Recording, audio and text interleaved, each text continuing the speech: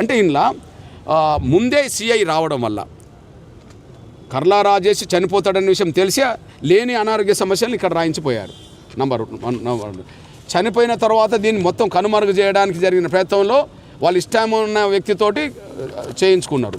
అదే సమయంలో రికార్డు కూడా వాళ్ళ ఇష్టమున్న వ్యక్తిని తీసుకొచ్చి చేయించుకున్నారు. దీంట్లో భాగస్వామ్యం ఎవరైనట్టు ఇక్కడ ఎంఆర్ఓ కూడా అయినట్టే కదా.